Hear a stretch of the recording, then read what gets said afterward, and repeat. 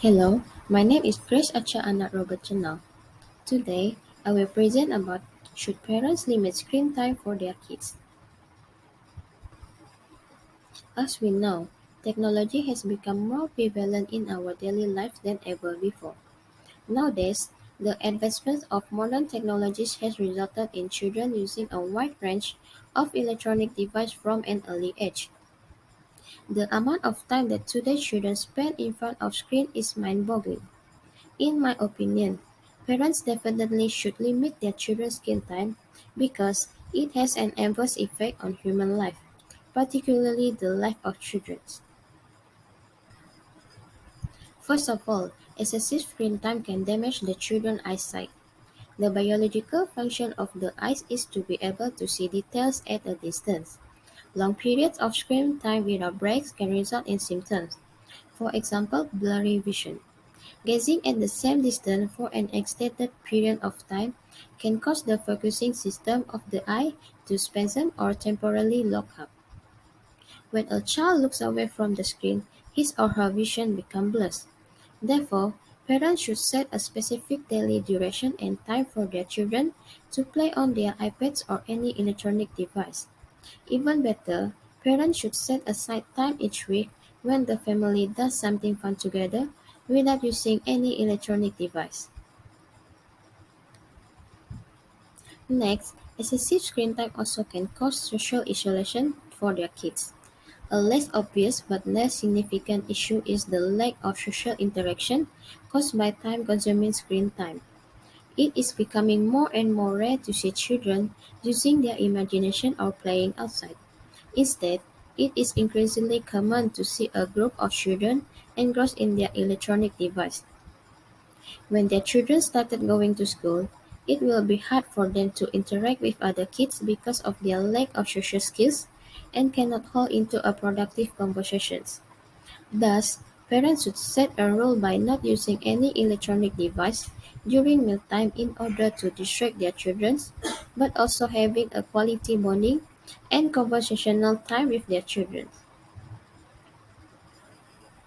Last but not least, excessive screen time also can lead to obesity for the kids. In fact, one of the most conclusive demonstrated effects on screen media consumption is obesity. According to numerous studies, kids who spend more time watching playing with screen are more likely to be obese and have body fat than kids who use screen less frequently. For example, children with excessive screen time will have less sleep, which may have an impact on hormones that regulate appetite, food preference, and an increase in snacking and eating outside of regular meal times. As a result, parents should reduce or eliminate eating in front of screens. Children that being preoccupied with screen media while eating can lengthen their eating episode and obscure normal feelings of fullness. In conclusion, parents should have taken their responsibility to reducing screen time for their kids. By reducing their screen time, they will slowly start to explore the surrounding rather than just focusing on their screens. In order to have children that are physically and mentally healthy, parents should always keep an eye on their children for not having too much screen time that will lead to bad consequences.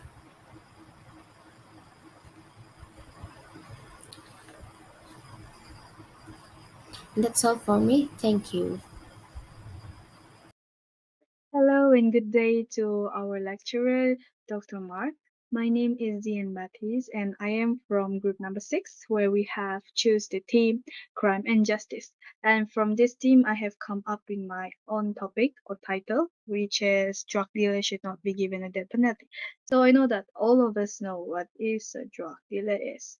Where the drug dealer is someone who sells drugs to those people that is already addicted to it or to those people that want to try it for themselves.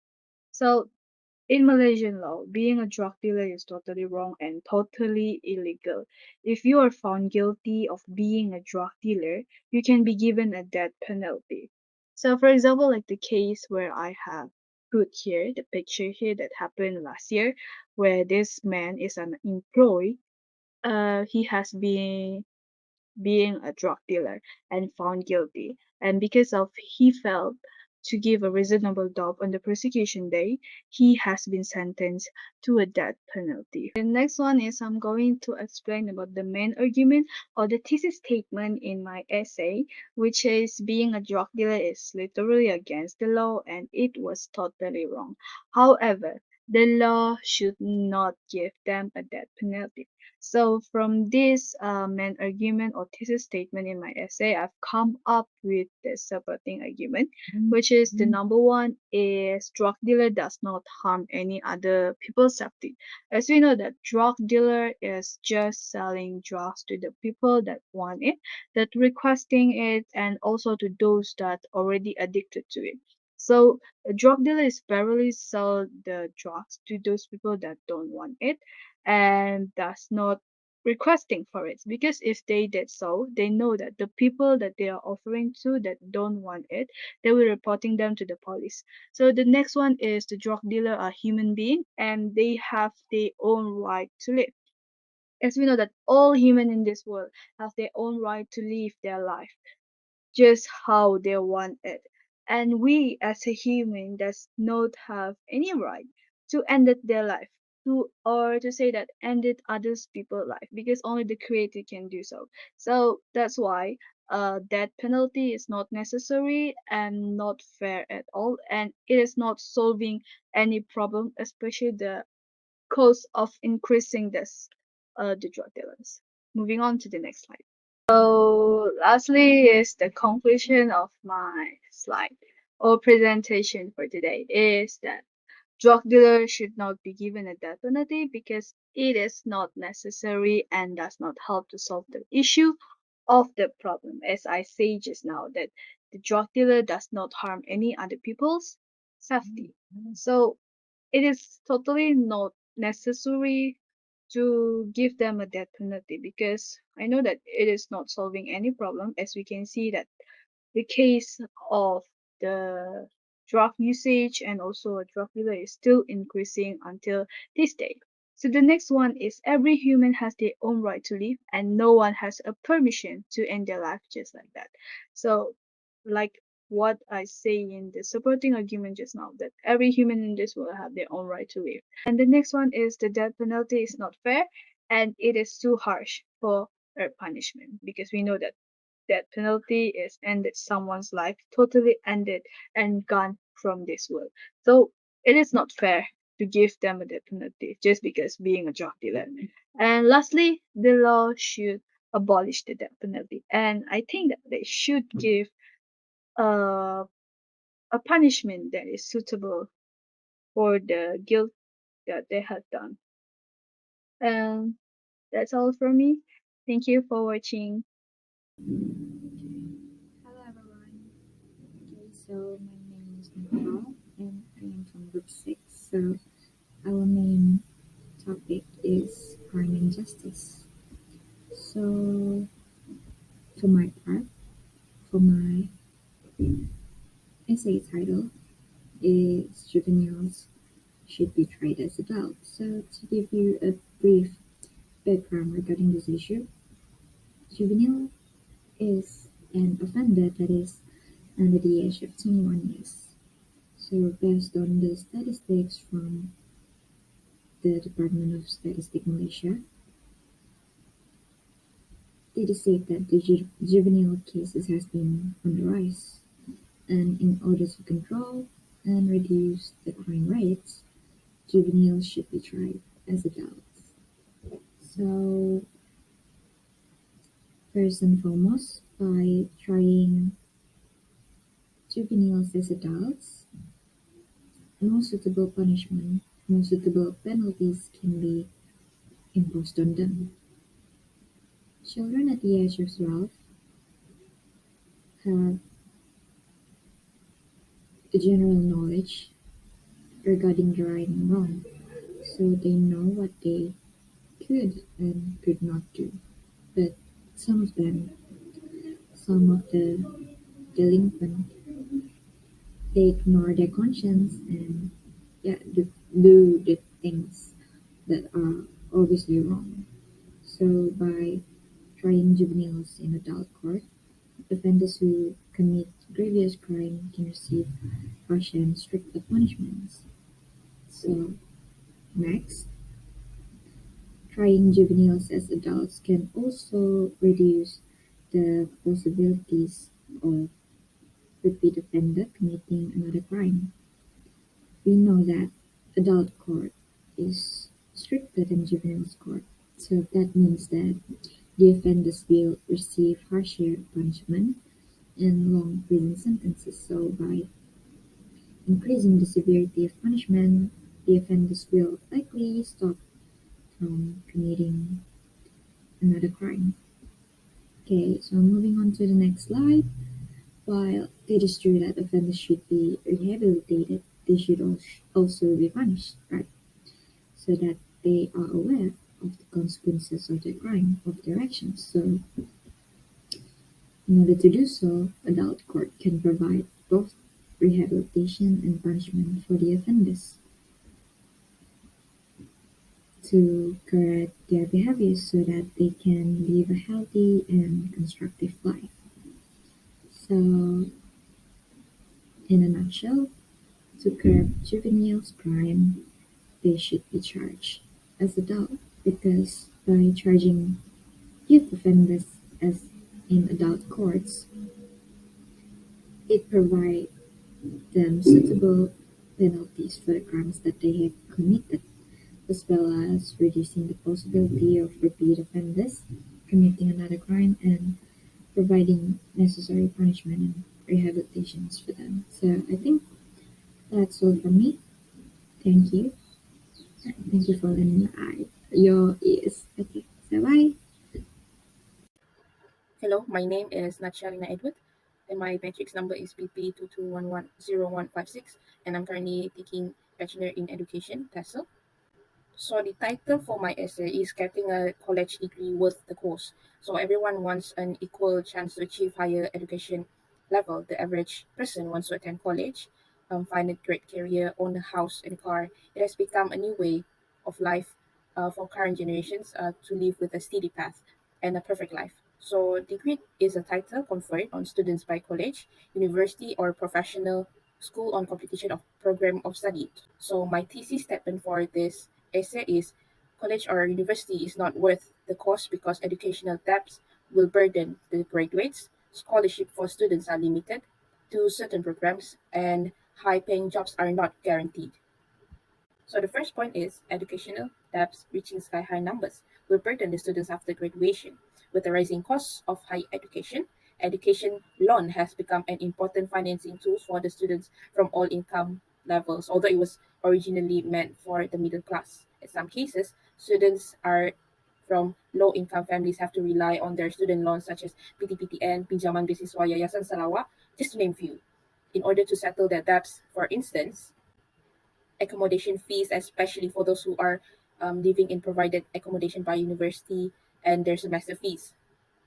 And due to cost of living, some of them might have to work part-time after lectures. Looking at this situation, this will not just become a burden for students during their studies, but also even after their graduation. Students may not have the ability to pay off the debts after graduate. Studies among low-income borrowers revealed the students with high education loan had lower average salaries, resulting in higher average payment to income ratios, which make the repayment difficult. My second point is scholarship for students are limited to certain programs. For instance, for STEM program and engineering program, with the collaboration with Petronas, students will have the opportunity to get a full scholarship for their degree. However, they have to obtain minimum requirement, which is 8 A's in SPM, and it is limited to a few students only. However, for other courses, they don't offer any for public universities such as education. The only scholarship for education provided from the government is ISMP, which is the IPG. However, in order to get the full scholarship, the minimum requirement is also 8 A's for SPM leavers. In summary, scholarships programs in Malaysia are limited and it is almost impossible to obtain the minimum requirement in order to help a large number of students who need aid in their education finances. The third point is high-paying jobs are not guaranteed. Some people say that degree is a shortcut to get a better opportunity in the work field. However, it's not what it seems to be like, as they often prefer to fresh graduates with no experience. College degree is often promoted as path to prosperity. It can be tougher than expected on the job market in most cases. In order to get one's position, you'll need to have internal networks to get promoted. In this case, students have to consider whether their income after school is worth what they'll pay to get their degree. In conclusion, getting a college degree does not guarantee one's success. As we can see from Steve Jobs, he is one of the college dropouts and the late billionaire co-founder of Apple Inc. and Pixar dropped out of Reed College to start Apple after 6 months. In conclusion, getting a college degree is not worth the sky-high reaching cost. Educational debt will burden graduates. Scholarship for students are limited to certain programs, and high-paying jobs are not guaranteed. Government needs to look over this problem. Whether is it possible to help students who pursue their studies in degree, and is it possible to make the fees affordable as possible for the students? That is all from me. Thank you. Hi, my name is Amira de la Zayana and my metric number is BP22110272. The title for my essay is Should Drug Usage Be Decriminalized? I'll give a background info on this topic. Drug use is a major problem worldwide. There are countless people who overdose on drugs every day, and some people end up in the hospital. There are even situations when people could die from a drug overdose. Instead of thinking drug use in a bad way, why don't we use this disadvantage and turn it into something that may bring benefits to the country? The thesis statement for this essay is, as the people asking for drug usage to be decriminalized, the government should allow it in order for the country to develop and treat drugs not as a criminal problem but as a health and social problems. First and foremost, decriminalizing drug usage can encourage addicts to get access to drug treatment. Decriminalization would significantly reduce the number of people with drug problems in prison and allow them to receive appropriate treatment. The government should use this chance to decriminalize drug usage so that many people will be braver to submit themselves to receive drug therapies in order for them to control drug intake and prevent overdose that can cause death. Other than that, by decriminalizing drug use, you can redirect criminal justice resources. While the goal of creating anti-drug laws to prevent people from using potentially harmful substances is a worthy goal, that mandate would be best served through counselors, treatment facilities, and other forms of infrastructure. With this, the community will have a better standard of living, as the government will strive to develop the country due to increased funds. Last but not least, some people say decriminalizing drugs will increase the supply for the criminal drug trade. However, there will be less of a market for illegal drugs because it can be obtained legally. Decriminalizing drugs will lessen the number of people with drug addiction because they now can purchase drugs with medical prescription so that they will not be overdose. Cases such as drug smuggling from other countries and number of people infected by AIDS because of sharing needles will also be decreased in one country. In conclusion, decriminalizing drug usage will surely allow the country to develop and government will treat drugs not as a criminal problem but as a health and social problem. That's all from me. Thank you for listening and farewell.